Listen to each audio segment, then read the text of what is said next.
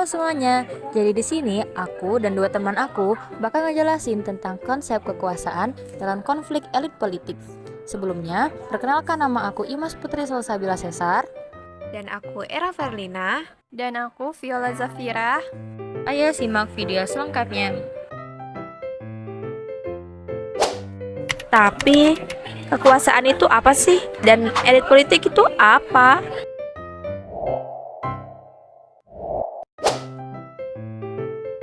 Sederhananya, kekuasaan itu di mana seseorang atau kelompok dapat mempengaruhi atau mengendalikan tindakan, keputusan, ataupun perilaku orang lain. Sedangkan, kalau elit politik itu ialah kelompok kecil orang yang memiliki posisi penting dalam pemerintahan atau lembaga lainnya yang mempunyai akses terhadap sumber daya alam, politik, ekonomi, dan militer. Kekuasaan dalam konflik elit politik merujuk pada kemampuan individu atau kelompok elit untuk mempengaruhi, mengendalikan, ataupun memanipulasi berbagai aspek dalam sistem politik guna mencapai tujuan tertentu atau mempertahankan status dan kepentingan mereka. Konflik kekuasaan di kalangan elit politik kerap terjadi di berbagai negara, termasuk Indonesia. Konflik ini bisa muncul karena perbedaan kepentingan, ideologi, atau perebutan pengaruh di lingkaran kekuasaan. Salah satu contoh yang menonjol dalam politik Indonesia adalah konflik internal di partai-partai besar, di mana terjadi perebutan kekuasaan antara elit politik yang memperebutkan kendali partai, posisi strategis atau pengaruh di pemerintahan. Teman-teman tahu nggak?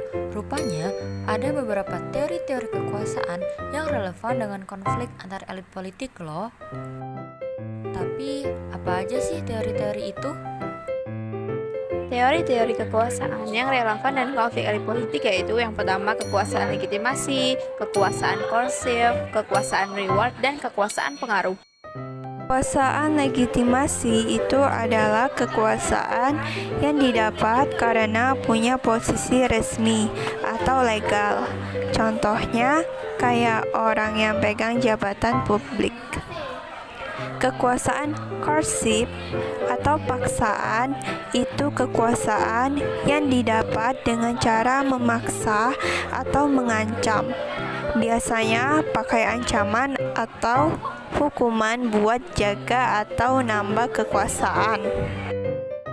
Kekuasaan reward atau imbalan. Apa sih kekuasaan reward atau imbalan itu?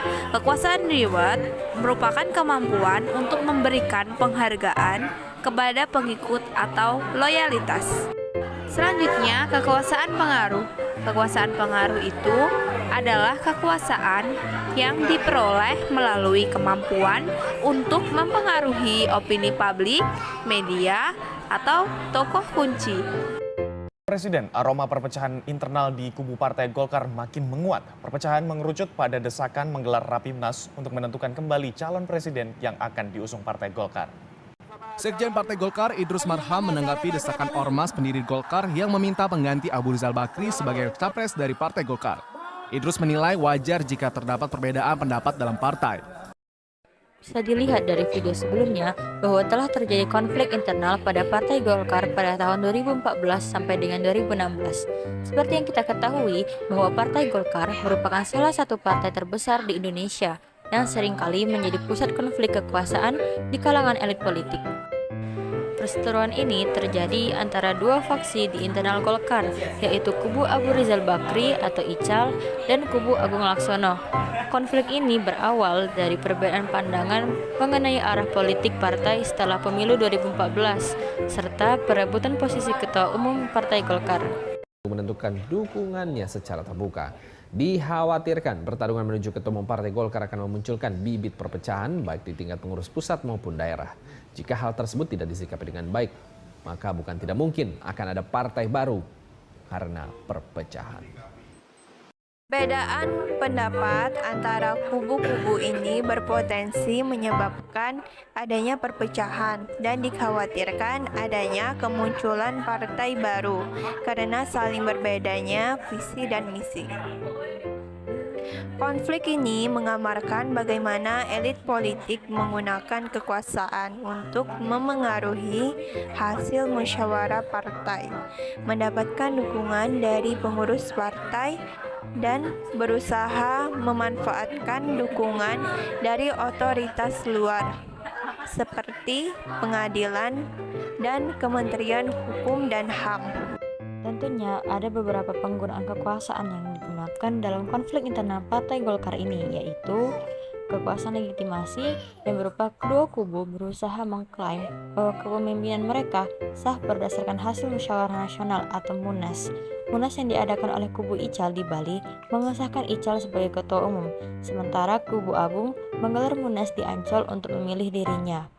Kemudian kekuasaan korsif, terdapat upaya untuk memaksa kubu lain agar tunduk melalui proses hukum dan ancaman eksklusi dari struktur partai. Reward power di sini keduanya berperan untuk berusaha meraih dukungan dengan janji-janji posisi strategis bagi kader yang loyal kepada faksi mereka. Sedangkan pengaruh di sini yaitu media massa atau publikasi yang dimanfaatkan digunakan oleh kedua belah pihak untuk membangun citra mereka di mata publik dan anggota partai, serta menekankan pemerintah untuk mendukung kubu mereka. Kubu Partai Golkar akan menggelar rapat harian terkait dengan proses penyelesaian kisruh Partai Golkar melalui Munaslup. Rapat akan dihadiri oleh 60 hingga 80 orang pengurus. Setelah pimpinan dua kubu di Partai Golkar bertemu dengan Wakil Presiden Yusuf Kala Kamis sore nanti, sejumlah pengurus Golkar akan menggelar rapat di kantor DPP Golkar Jakarta. Ketua DPP Munas Riau, Yoris Raweai, mengatakan rapat ini bertujuan untuk membangun persepsi terlebih dahulu pasca SK Menkumham yang mengarah pada proses penyelesaian akhir melalui Munaslup.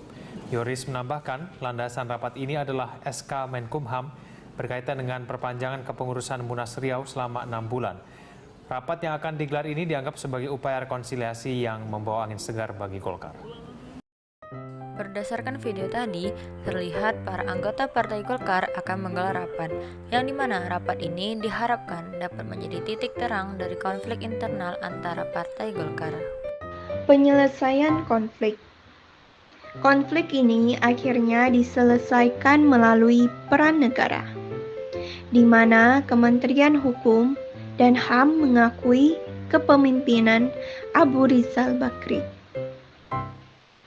Namun, konflik ini menunjukkan bagaimana kekuasaan dalam elit politik tidak hanya diperebutkan melalui jalur formal, tetapi juga melalui mekanisme informal dan penggunaan kekuatan pengaruh.